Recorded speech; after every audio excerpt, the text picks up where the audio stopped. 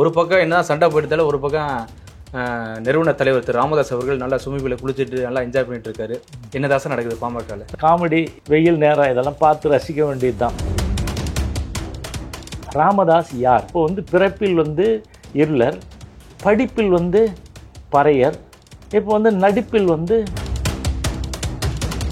என்ன பண்ணுறாரு, 150 கோடியில் அவங்களுக்கு என்ன பண்ணுறாரு, அறக்கட்டளை வச்சு கொடுக்குறாரு, விஸ்வகர்மா அறக்கட்டளை. அதுக்கப்புறம் 200 கோடி கொடுத்தாரு, அப்புறம் 500 கோடி கொடுத்தாரு. இப்போ என்ன, உன் சொத்தில் சரிபாதி எனக்கு பங்கிட்டு கொடுன்னு கேட்குது. இந்த தியாகிகள் குடும்பம்லாம் ராமதாஸ் போய் பார்த்து ஏதாவது செய்யுங்க 25 பேரும்.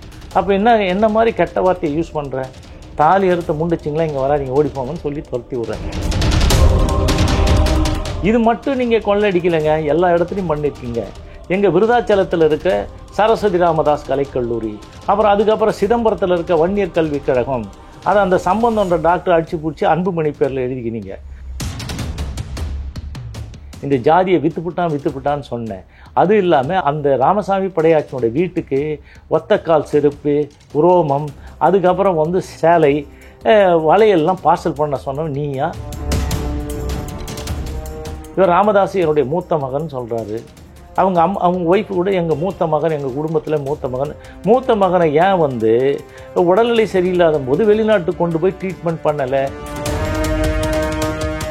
புதிய சிந்தனை நேயர்களுக்கு வணக்கம். இன்று நம்முடைய இணைந்திருக்கும் சிறப்பு விருந்தினர் அனைத்திந்திய பாட்டாளி முன்னேற்ற கட்சியின் நிறுவன தலைவர் திரு CN ராமமூர்த்தி அவர்கள். சார் வணக்கம். வணக்கம். எப்படி இருக்கீங்க? சிறப்பாக இருக்கேன். நீங்கள் எப்படி இருக்கீங்க? நல்லா இருக்கு சார். சித்திரை முழுநிலவு மாநாடுக்கு அப்புறம் பார்த்தீங்கன்னா ஏகப்பட்ட பாமக குளறுபடி, பல்வேறு சர்ச்சைகள் உள்ள வந்துகிட்டே இருக்கு. தொடர்ச்சியாக தந்தையமனுடைய சண்டை இன்னைக்கு விஸ்வரூபம் எடுத்திருக்கு. ஒரு பக்கம் என்ன சண்டை போயிட்டாலும் ஒரு பக்கம் நிறுவன தலைவர் திரு ராமதாஸ் அவர்கள் நல்லா ஸ்விம்மிங் குளிச்சுட்டு நல்லா என்ஜாய் பண்ணிட்டு இருக்காரு. என்னதாசம் நடக்குது பாமகவில்? காமெடி. இப்போ வெயில் நேரம் இதெல்லாம் பார்த்து ரசிக்க வேண்டியது தான். இப்போது பாமக காணாமல் போகுது.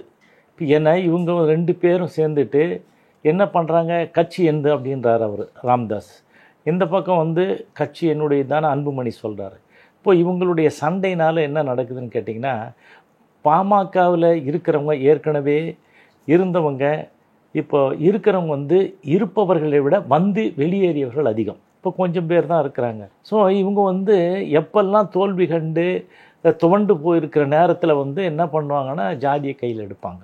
ஒரு ஜாதியை கையில் எடுத்து ஒரு நேரத்தில் இளைஞர் அதற்கான முன்னேறிப்பு தான் சித்திரை முழுநிலவு மாநாடா? ஆமாம், அதே தான். இப்போ 1988 நான் பொதுச் செயலாளர் இருக்கும்போது மாநாடு நடத்தினோம். அப்போ 20 லட்சம் பேர் கூடினோம்.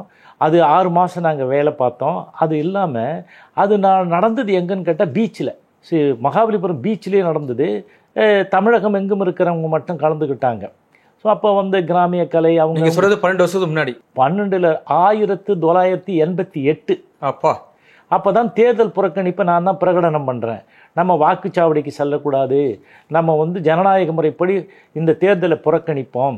அப்போ ஒரு பிரகடனம் செஞ்சுட்டு நான் அப்போ தான் உறுதிமொழியை கேட்குறேன்.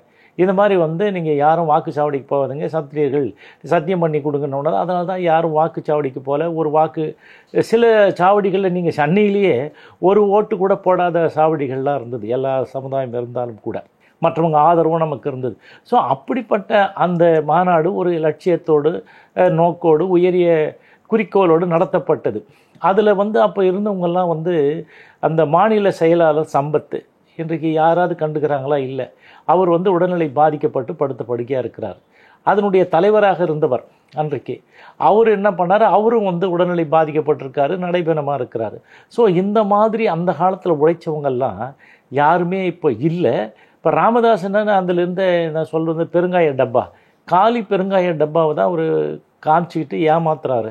ஸோ இப்போ ராமதாஸ் பொறுத்தவரையில் இப்போது தான் வெட்ட வெளிச்சமாக வருது. ராமதாஸ் யார்? இப்போ ராமதாஸ் என்ன, நான் தான் வன்னியர்களுக்கு எல்லாம் அப்படிலாம் பேசுகிறார். ராமதாஸ் இருளர் சமுதாயத்தை சார்ந்தவர். பிறப்பில் இருளர், வன்னியர் கிடையாது. படிப்பில் சொல்லிட்டு இருக்காரு சார், வன்னியர் பாதுகாப்பு நான் தான் அப்படி சொல்லிட்டு இருக்காரு. நான் சொல்கிற கேள்வி. இப்போ பிறப்பில் இருளர், படிப்பில் பறையர், இப்போ நடிப்பில் சத்திரியர், வன்னியர்னு சொல்கிறார். ஸோ இவங்க 3 விதமான இது இருக்குது. பெரியார் சொன்னார், இந்த நாட்டில் மதம் மாறுவதற்கு சட்டத்தில் இடம் இருக்கிறது, ஆனால் ஜாதி யாரும் மாற்ற முடியாது. ஒரு ஜாதியில் பிறந்தால் கடைசி வரலும் சாவர வரலும் அதே ஜாதி தான். ஆனால் ராமதாஸை பொறுத்தவரையில் 3 ஜாதிக்கு மாறிட்டார். இருளராக இருக்கிறாரு, பறையராக இருக்கிறாரு, இப்போ வந்து வன்னியர்னு சொல்லிட்டு சொல்கிறாரு. ஸோ பரவாயில்ல, சமத்துவமாக தானே சார் இருக்காரு. என்ன சமத்துவம், என்ன சமத்துவம்? 3 சமுதாயத்தை சார்ந்து வர்றாரு அப்படிங்கும்போது ஒரு சமத்துவ தலைவராக தானே இருக்காரு. சமத்துவ தலைவர் இல்லைங்க, இந்த ஜாதியாக மாற முடியாது. 3 ஜாதியை சொல்லி பழப்பு நடத்துகிறாருன்னு சொல்ல வரேன். ஸோ எதுக்கு நான் இதை சுட்டி காட்டுறேன்னா, எங்களை எல்லாம் ஏமாற்றி இன்றைக்கி வந்து என்ன பண்ணுறீங்க, வன்னியர் சமுதாயத்துக்கு வேலை செய்கிற மாதிரி சத்தியம் பண்ணி ஏமாத்துறீங்க. அந்த காலத்தில் சத்தியத்துக்கெல்லாம் அவ்வளோ மரியாதை இருந்தது. அவர் எல்லாத்துக்கும் தானே சத்தியம் பண்ணார். உங்களுக்கு தெரியும், நிறைய எத்தனை சத்தியங்கள் பண்ணார், போனார், வந்தார்னு. கூட்டணிக்கு முன்னாடி கூட்டணி இல்லை, அவர் ஆரம்ப காலத்தில் ஏமாற்றும் போது கடைசியாக அதிமுக கூட்டணி போது மிகப்பெரிய ஒரு சத்தியம் பண்ணார் சார். ஆமாம், இந்த திமுக இது திராவிட இயக்கங்களோட கூட்டணி இல்லை. எத்தனை தரப்பாக சொல்கிறது உங்ககிட்ட. ஒரு பாண்டு எத்தனை வாங்க, நான் ஒன்றா எழுதி கொடுக்குறேன், இல்லை நாங்கள் எங்கேயும் போக மாட்டேன்னாங்க. அதுக்கு முன்னாடி என்ன பண்ணாங்க, 2016 இந்த சீஃப் மினிஸ்டர் கேண்டிடேட்டாக இவர் நிற்கும்போது ஊருக்கு போய் என்ன பண்ணாங்க, மன்னிப்பு கேட்டாங்க. நாங்கள் மக்களிடம் பகிரங்கமாக மன்னிப்பு கேட்குறோம், நாங்கள் வந்து மாறி மாறி கூட்டணி வச்சது உண்மைதான், எங்களுக்கு வெக்கமாக இருக்குது, இனி ஒரு அந்த தவறையை செய்ய மாட்டோம். ராமதாஸை அவர் வந்து அன்புமணி ராமதாஸை மாற்றம் முன்னேற்றம் அன்புமணி அவருக்கு வாக்குனிங்கள்லாம் கேட்டாங்க. அது ஊராக போய் மன்னிப்பு கேட்டாங்க. ஸோ அதுக்கப்புறம் மாற்றம் ஏமாற்றத்தில் முடிஞ்சுது. அது அப்புறம் எப்போது மாதிரி வந்துட்டு கூட்டணிக்கே போயிட்டாங்க. ஸோ இதுவரையில் அவங்க கூட்டணி வச்சது என்பது பச்சோந்திய வெட்கப்படுற அளவுக்கு மாறி மாறி கூட்டணி வச்சாங்க. தேர்தல் வந்து விட்டாலே இவங்க அரசியல் வியாபாரி என்ற நிலையையும் தாண்டி அரசியல் வந்து விபச்சாரியாக விட்டாங்க. 2 பேருக்கும் வெக்கம் இல்லை. விபச்சாரி வெக்கம் அறியாதவள்னு சொல்லுவாங்க. அந்த மாதிரி இங்கே என்ன பேசுகிறாங்க, ஏது பண்ணுறாங்கன்றதெல்லாம் வந்து யாரும் கணித்து விட முடியாது. இப்போ இன்றைக்கி ஒன்று பேசுவாங்க, நாளைக்கு ஒன்று பேசுவாங்க. குடிகாரம் பேச்சு வெடிஞ்சா போச்சுன்னுவாங்க, ராமதாஸ் பேச்சு அப்போவே போச்சு. ஸோ இந்த மாதிரி சூழ்நிலையில் தான் அவங்க இருக்கிறாங்க. இவங்க வந்து அரசியலை முன்னெடுக்கிறதுக்கு என்ன காரணம், நாங்கள் வந்து இவ்வளோ பெரிய சமுதாயத்துக்கு நாங்கள் தான் தலைவர். சரி, நாங்களாக வன்னியர் சங்கம் நடத்துகின்ற காலத்தில் அப்போ கட்சி கிடையாது. நான் தான் அதிகாரம் படைத்த ஒரே பதவி பொதுச் செயலாளர் பதவி தான். அப்போ இருக்கும்போது தான் இடஒதுக்கீடுலாம் வந்து தேர்தல் புறக்கணிப்புக்கு அப்புறம் கலைஞர் வரும்போது அவரோட ஒப்பந்தத்தில் கையெழுத்து போட்டு இடஒதுக்கீடு நான் தான் வாங்கி கொடுத்தேன். அதுக்கப்புறம் இப்போ உள்ள இந்த வழக்கு போட்டு நான் தான் வாங்கி கொடுத்தேன் 10.5, அப்போ 20, இப்போ 10.5. அதுக்கப்புறம் வந்து நல வாரியத்துக்காக சீர்மரபினர் கல்லருக்கு இருக்கிற மாதிரி வழக்கு போட்டு அதுவும் ஜெயிச்சு வச்சுருக்கோம். அதுவும் வந்து இப்போ கண்டெம்ப்டில் இருக்குது. ஸோ 240 அறக்கட்டளை, அதுக்கு 200 லட்சம் கோடி, அதுக்கும் வந்து 5 IAS ஆஃபீஸர் நிர்வாகம் பண்ணுகின்ற மிகப்பெரிய அறக்கட்டளை இந்தியாவில் ஃபஸ்ட்டு கைண்ட் இந்த கண்ட்ரி. அதுக்கும் நான் தான் பண்ணி கொடுத்துருக்குறேன். இந்த சமுதாயம் முன்னேறுவதற்கு எல்லா வேலைகளையும் நல்ல வேலைகளில் நான் செஞ்சு கொடுத்துருக்கேன். நீங்கள் கட்சின்ற பேரில் வச்சுன்னு என்ன பண்ணீங்க, இந்த சமுதாயத்துக்கு எதாவது செஞ்சுருக்கீங்களா, இல்லை தமிழ்நாட்டுக்கு எதாவது செஞ்சுருக்கீங்களா? ஒன்றுமே செய்யலையே. நீங்கள் 7 மத்திய அமைச்சர்கள் 11 ஆண்டு காலம் ஆட்சியில் இருந்தீங்க, ஏதாவது ஒன்று செஞ்சீங்களா? நீங்கள் எந்த ஒவ்வொரு மந்திரியும் என்ன பண்ணாங்க? இப்போ அதிகபட்சமான பதவி வந்து அன்புமணி தான் வச்சுருந்தா மாதிரி. நான் 108 நீயா கொண்டு வந்தேன். 108 கொண்டு வந்தது யூபிஐ கவர்மெண்ட்டில் யூபிஐ சேர்மனாக இருந்தாங்க இல்லைங்களா, சோனியா காந்தி. அவங்க தான் வந்து ஆந்திராவில் நடந்த அந்த என்ஜிஓக்களும் அந்த ராஜசேகர் ரெட்டியும் இணைந்து நடத்தின அந்த 108 இதை தான் இந்தியா முழுக்க பண்ண முடியுமான்னு ஃபீஸிபிலிட்டி கேட்டு அன்றைய மன்மோகன் சிங்கிட்ட கொடுத்து அவர் அதை பார்த்து ஆய்வு பண்ணி அதில் வந்து குலாம் நபி ஆசாத், பொன்ராஜ் அவருடைய உதவியாளர், இவங்கள மாதிரி இருக்கிறவங்களாம் போட்டு கேட்டு நடக்கும் முடியும்னு சொன்ன பிறகு அதை கொண்டு வந்தாங்க. அப்போ நீ மந்திரியாக இருந்தியே தவிர நீயா ஏதாவது இனிஷியேட்டிவ் எடுத்து அந்த திட்டத்தை கொண்டு வந்தியா? ஆனால் என்ன கேளுங்க, நான் தான் கொண்டு வந்தேன்னு வைங்க. இல்லை சார், எனக்கு ஒரு டவுட் என்னன்னா, குடும்பத்துக்குள்ள அப்பா அம்மாக சண்டை போயிட்டு இருக்கு, இதை வந்து வெட்ட வெளிச்சமா ஒரு மாநாட்டில் வச்சு நடக்கணுமா? ஏற்கனவே நடக்கும்போது முகுந்தனை கொண்டு வரும்போது இது வந்து நாடகம் டிராமா பண்றாங்க, அப்ப நம்ம டிராமா பண்றாங்கன்னு உங்களை போன்ற பல பேர் சொன்னாங்க. ஆனா இப்ப இந்த முறையை வந்து சித்திரை முழுநில மாவட்டத்தில் ஓப்பனா தெரியுது சார். எதுக்கு இந்த மாதிரி வந்து ஓப்பனா ஒரு பொது இடத்துல வந்து ஒரு மேடையில வந்து ஏன் அப்படி அடிச்சுக்கணுமா, எப்படி சார்? இல்லை, அப்பவே அன்புமணி தயாராகிட்டாரு, கட்சியை வந்து கைப்பற்றணும்னு முடிவு பண்ணிட்டார். அப்போ அவர் என்ன சொல்கிறார், இப்போ சொல்லும்போது தலைவர் பதவியை நீக்கிறார். அமித்ஷா வரும்போது அங்கே போய் ஏதாவது ஏடா கூடமோ ஒப்பந்தத்தில் கையெழுத்து போட்டோ பேச்சுவார்த்தை செய்துவிடக்கூடாது என்பதற்காக நான் தான் தலைவர்னு சொல்லி பண்ணும்போது நான் தான் கூட்டணி பற்றி பேசணும் அப்படிலாம் பேசியிருக்காரு. ஆமாம், அப்போ பண்ணும்போது அதை தவிர்க்கிறதுக்காக அந்த வேலையை பண்ணார். ஸோ அப்போ வந்து அன்புமணியால் ஒன்றும் பண்ண முடியல. அதுக்கு முன்னாடி அந்த பொதுக்குழுவில் பேசும்போது கூட என்ன சொன்னார், பிடிக்கலனா போ, நான் தான் கட்சி, நான் சொல்கிறதான் கேட்கணும், நீ கிளம்புறதுனா கிளம்புன்னாரு. அவர் ஒன்று மைக் எடுத்து என்ன சொன்னார், நான் வந்து பனையூர் ஒரு அலுவலகம் இருக்குது, நம்பர்லாம் சொன்னார். ஆமாம், நம்பர்லாம் சொல்லிட்டு யார் வேணாலும் அங்கே வரலாம் அப்படின்னு சொல்லிட்டு அவர் சொல்கிறாரு. ஸோ அப்போனா அவங்க அதுக்கு முன்னாடியே தயாராகி எல்லாத்தையும் ரெடி பண்ணிட்டாங்க. அந்த பனையூரினுடைய இடம் இருக்குது இல்லைங்களா, அது வந்து 100 கோடி. போன ஆண்டு 2024 மார்ச் மாதத்தில் ரெஜிஸ்டர் பண்ணாங்க. அதனுடைய தொகை எவ்வளோன்னு கேட்டிங்கன்னா 100 கோடி 23 கோடி ரூபாய்க்கு பத்திரப்பதிவு பண்ணியிருக்காங்க. ஸோ அது பக்கம் மதிப்பு 100 கோடி. அதே மாதிரி இது வந்து 25 கோடி பக்கத்தில் கார் பார்க்கிங்லாம் பண்ணுறதுக்காக. அது சௌமியா அன்புமணியினுடைய இவங்க இருக்காங்க இல்லையா, அவங்க அப்பா பேரில் கிருஷ்ணசாமி பேரில் பதிவு பண்ணாங்க. 25 கோடியினுடைய அந்த சொத்தை 7 கோடி பத்திரப்பதிவு பண்ணியிருக்காங்க. எதுக்கு நான் இதை சொல்ல வரேன்னா, இந்த அளவிற்கு பணம் வந்து ஒரே நேரத்தில் எந்த வேலையும் செய்யாமல், இப்போ அன்புமணிக்கு எந்த வேலையும் கிடையாதுல்ல, சௌமியாவுக்கு எந்த வேலையும் கிடையாது. எப்படி இவ்வளோ கோடி ரூபாய் வந்தது, எப்படி பணம் பண்ணீங்க? ஸோ நீங்கள் வந்து என்ன பண்ண சார், இப்போ சொத்து தனித்தனியாக பிரிச்சுட்டாலும் எப்படி சார், தந்தையும் மகனும்? சொத்துலாம் எதுவும் பிரிக்கல. சொத்து தான் மொத்தத்தையும் வந்து அவங்க பொண்ணுக்கு தானே கொடுக்குறாரு. ஓ, ஸோ இப்போ இருக்கிற அறக்கட்டளை இருக்குது இல்லைங்களா, அந்த அறக்கட்டளை இருக்கிற எல்லா சொத்து முதல்ல என்ன இருந்தது, வன்னியர் அறக்கட்டளை. உலகெங்க இருக்கிற வன்னியர்கள்லாம் கொடுத்து உதவுனாங்க, நிதி கொடுத்தாங்க, செங்கல் கொடுத்தாங்க, சிமெண்ட் கொடுத்தாங்க, கம்பி கொடுத்தாங்க, எல்லாம் கட்டி முடிச்சுங்க. அங்கே வாங்கின நிலங்கள் எல்லாம் அவங்க குடும்பத்து பேரில் தான் வாங்கியிருக்கிறாரு. ஸோ இது வந்து அறக்கட்டளைக்கே வரல. ஸோ அந்த மாதிரி வச்சு ஏமாற்றி எல்லார்கிட்டையும் பணம் பண்ணி என்ன பண்ணீங்க? இது அதில் வந்து 220 ஏக்கர் நிலம், அதில் 60 ஏக்கர் நிலத்தை வேறு விற்றுருக்கீங்க. 160 ஏக்கரில் தான் அதை வச்சுருக்கிறீங்க. நீங்கள் வந்து இந்த மாதிரி பண்ணி யாரை ஏமாத்துறீங்க? வன்னியர் கல்வி அறக்கட்டளை திடீர்னு பேர் மாற்றி என்ன பண்ணுறீங்க, ராமதாஸ் அறக்கட்டளைன்னு மாற்றுறீங்க. இது தவறு இல்லையா? அந்த சமுதாயத்துக்கு செய்கின்ற மிகப்பெரிய துரோகம். நீ இந்த சமுதாயத்தில் பிறந்திருந்தா, இந்த சமுதாயத்துக்கு சம்பந்தம் இருந்தால் அதெல்லாம் செய்ய மாட்டேல்ல. இந்த சட்டப்படி நான் வந்து 240 அறக்கட்டளைகளை கொண்டு வந்து நீங்கள் 200 லட்சம் கோடி ரூபாயை ஜனாதிபதி அவர்கள் கையொப்பமிட்டு 44வது சட்டமாக இந்தியாவில் முதல் முறையாக கொண்டு வரும். அதில் உன்னுடைய அறக்கட்டளை என்பது 58வது அறக்கட்டளை. ஸோ இப்போ இதை வந்து எல்லாத்தையும் மாற்றி இது பண்ணுறேன். இது மட்டும் நீங்கள் கொள்ளடிக்கலைங்க, எல்லா இடத்துலையும் பண்ணியிருக்கீங்க. எங்கள் விருதாச்சலத்தில் இருக்க சரஸ்வதி ராமதாஸ் கலைக்கல்லூரி, அப்புறம் அதுக்கப்புறம் சிதம்பரத்தில் இருக்க வன்னியர் கல்விக் கழகம், அதை அந்த சம்பந்தம்ன்ற டாக்டர் அடிச்சு பிடிச்சி அன்புமணி பேரில் எழுதிக்கினீங்க. இல்லை, இப்போ இத்தனை கல்வி அறக்கட்டளை இருக்குது சார், இத்தனை கல்லூரிகள் இருக்குது. வன்னியர் சமுதாயத்துக்கு வன்னியர் சமுதாய மாணவர்களுக்கு ஏதாவது பண்ணியிருக்காரா இல்லையா சார்? அது என்ன யாருமே பண்ணலையே. அது பண்ணியிருந்தா தான் யாரும் ஒன்றும் கேட்க மாட்டாங்களே. இதுவரை அந்த சமுதாய மாணவர்களுக்கு எதுவும் செய்யலை, ₹1 கூட கொடுக்கல. ஏன் அதில் வந்து ஆனால் அந்த மாநாட்டில் சொல்கிறாரு, சித்திரைக்கு முன்னிலவு மாநாட்டில் வந்து பார்த்தீங்களா எத்தனை காரில் வர்றான், எத்தனை இது வர்றான் அப்படின்லாம் சொல்கிறாரு சார். ஏங்க எத்தனை காரில் வராங்கன்னா என்ன காரில் வராங்க? யார் வந்து எல்லாருக்கும் காசு நீங்கள் தானே எடுத்து கொடுக்குறீங்க. கார் எடுத்து கொடுத்து கிராமத்தில் இருக்கிறவங்க வா ஊர் சுற்றி பார்க்கலான்னு சொல்லிட்டு எல்லாத்துக்கும் அவனுக்கு எல்லாம் குடிக்கிறதுலேருந்து சாப்பிட்றதுலேருந்து எல்லாத்தையும் கொடுத்து ஒரு பனியனியை மாட்டி அங்கேருந்து இழுத்துன்னு வந்து ஊர்வலம் காமிச்சிட்டு கொண்டு போய் விட்றீங்க. இது தானே அவங்களா வந்தாங்களா? இல்லை இது ஒரு ரிப்பீட்டட் க்ரௌடு, எங்கே போனாலும் இந்த கூட்டம் தான் வரும்.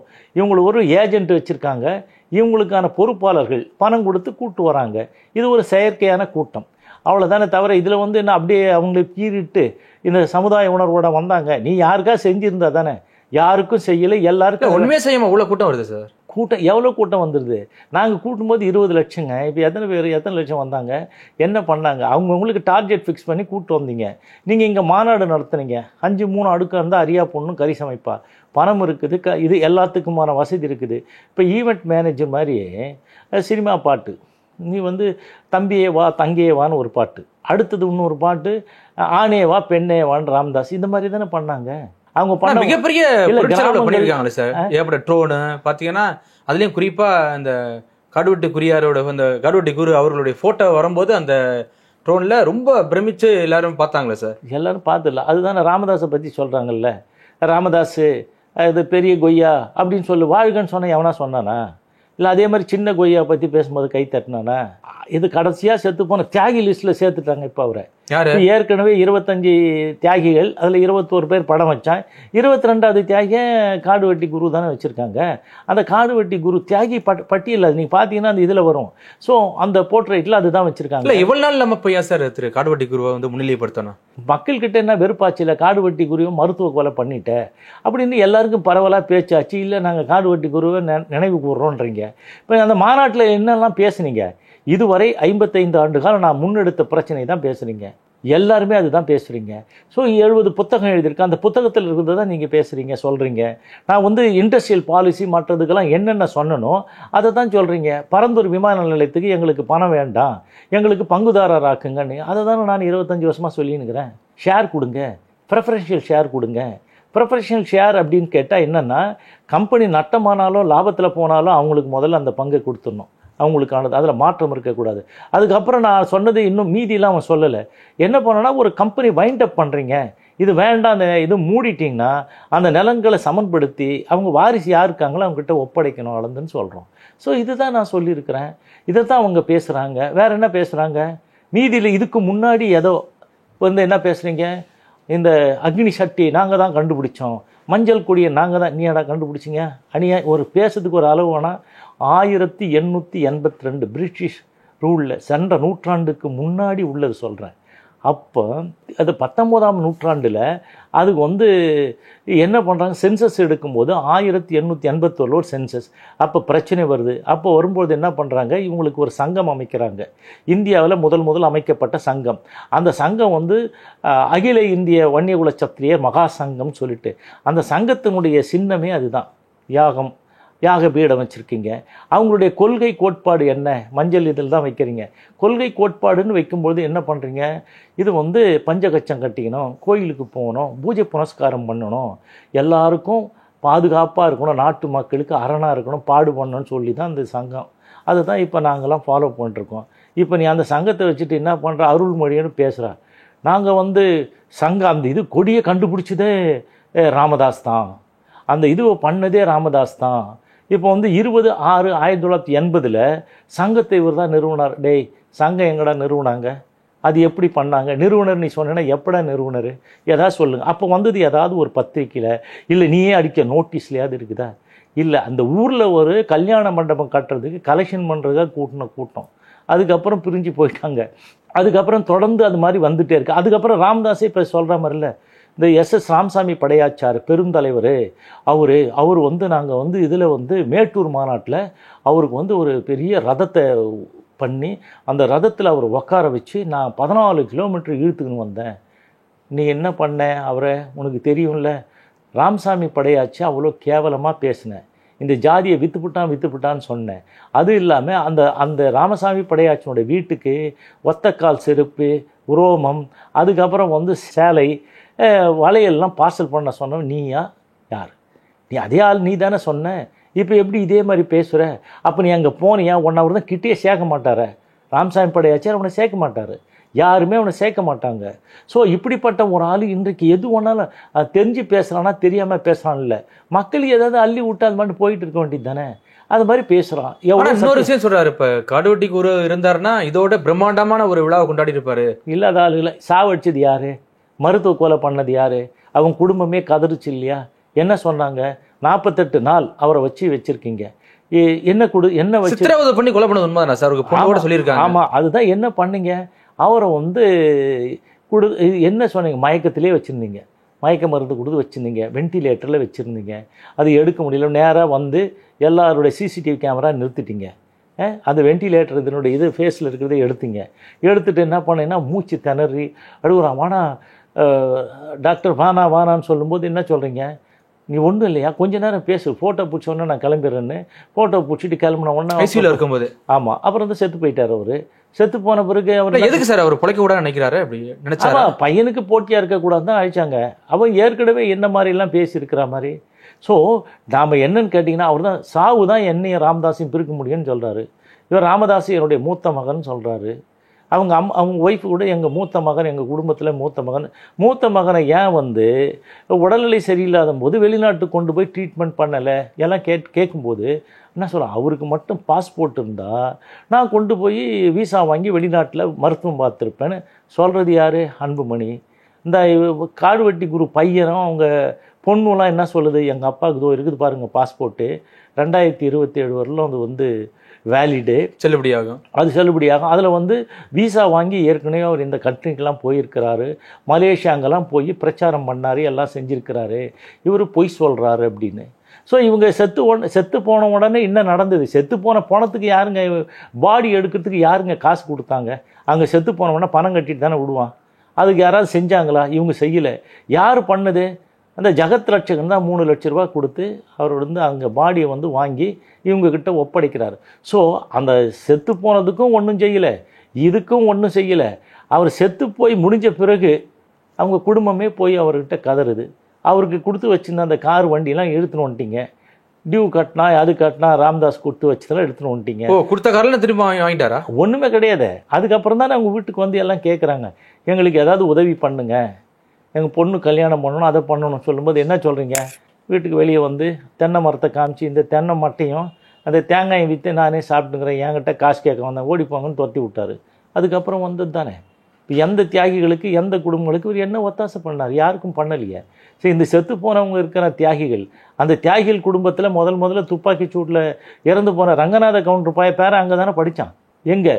அந்த இதில் படித்தான், சரஸ்வதி காலேஜில் படித்தான், ஆர்ட்ஸ் அண்ட் சயின்ஸ் காலேஜில் படித்தான். அவனுக்கு என்ன ஃபீஸ் என்ன வாங்காமல் விட்டிங்களா? அவங்க ஃபீஸ் கட்ட முடியலன்னு உடனே சர்டிஃபிகேட் கூட கொடுக்கலங்க. அதே மாதிரி வந்து இவன்லாம் போய் அங்கேயே வேலை செஞ்சான். சித்தனி ஏழுமலை தியாகி, அவங்க பையனும் அங்கே தான் வேலை செஞ்சான். அப்புறம் பொக்லைன்லாம் ஓட்டினான். அவனுக்கு சம்பளமும் கொடுக்கல, ஒன்றும் கொடுக்கல, இலவசமாக செஞ்சுட்டு போய் செத்தானுங்க. ஸோ கால் ஆக்சிடெண்ட் ஆகி அதுக்கப்புறம் கால் முறிஞ்சே செத்து போயிட்டான். ஸோ நான் எதுக்கு சொல்ல வரேன் இதுன்னா, யாருக்கும் அவங்க செய்யறது கிடையாது, செஞ்சதும் இல்லை. இந்த தியாகிகள் குடும்பம்லாம் ராம்தாஸ் போய் பார்த்து ஏதாவது செய்யுங்க 25 பேரும். அப்போ என்ன மாதிரி கெட்ட வார்த்தையை யூஸ் பண்ணுறேன், தாலி அறுத்த முண்டிச்சிங்களா, இங்கே வராதிங்க, ஓடிப்போங்கன்னு சொல்லி துரத்தி விட்றேன். ஸோ இதுதான் ராம்தாஸ். இல்லை யாருக்காவது அவர் ஏதாவது செஞ்சுருந்தால் விரல் விடுங்க. நான் வந்து இந்த குடும்பத்துக்கு நான் செஞ்சுருக்கேன், ஒன்றும் செய்யலையே. ஆனால் ஏன் இப்போ வந்து கோபம் அதிகமாக வருது அப்படின்னு கேட்டால், அந்த இவங்க இருக்கிறாங்கல்ல, அந்த சுசீலா, நீங்களாம் கூட சொன்ன ரகசிய காதலி சுசீலாவுக்கு தான் எல்லாம் பண்ணுறாரு. 2வது மனைவி என்ன பண்ணுறாரு, 150 கோடியில் அவங்களுக்கு வந்து என்ன பண்ணுறாரு, அறக்கட்டளை வச்சு கொடுக்குறாரு, விஸ்வகர்மா அறக்கட்டளை. அதுக்கப்புறம் 200 கோடி கொடுத்தாரு, அப்புறம் 500 கோடி கொடுத்தாரு. இப்போ என்ன, உன் சொத்தில் சரிபாதி எனக்கு பங்கிட்டு கொடுன்னு கேட்குது. இப்போ டிமாண்ட் வைக்கிறாங்களா? டிமாண்ட் வைக்கிறாங்க. இது இவ்வளோ வாங்கினது எல்லாமே இதுவும் கொடுக்கணும்னு சொல்லிட்டு. அதுதான் இப்போ பிரச்சனை. அவர் 2வது மனைவி வந்து வெளியில் காமிக்கிறது இல்லை. இப்போ அதெல்லாம் அவங்க வெட்ட வெளிச்சமாக வருது. ஸோ இப்போ இவங்கெல்லாம் சொல்கிறாங்கல்ல, நாங்கள்லாம் போகிறோம் வரோம், 5 எம்எல்ஏ அங்கே தான் போய் நிற்கணும். யாருக்கிட்ட? அந்த சுசீலா கிட்ட தான் போய் சொல்லணும். அவங்க சொல்கிறது தான் செய்ய முடியும். யாராதான் பிரச்சனையா சார்? இப்போ சுசீலா தான் பிரச்சனையா? கட்சியிலையோ சொத்துலையோ எந்த பிரச்சனை கிடையாது, சொல்றதான் கேட்கணுமா? இல்லை, சொத்துல வந்து ராமதாஸ் வந்து அவங்க பொண்ணுங்களுக்கு தான் எல்லாத்தையும் கொடுத்துட்டாரு. அங்கே இருக்கிற வீடு வாசலில் என்ன பெட்ரோல் எல்லாத்தையும் அங்கே கொடுத்துட்டாரு. அந்த பக்கம் மொலசூர்னு சொல்லிட்டு பாண்டிச்சேரி போகிற உள்ள 100 ஏக்கர் காம்ப்ளெக்ஸு, ஃபியூல் அந்த இது இருக்குது இல்லைங்களா, சரஸ்வதி எரிபொருள் மை எல்லாத்தையும் அந்த பொண்ணுக்கு தான் கொடுத்துருக்குறாரு.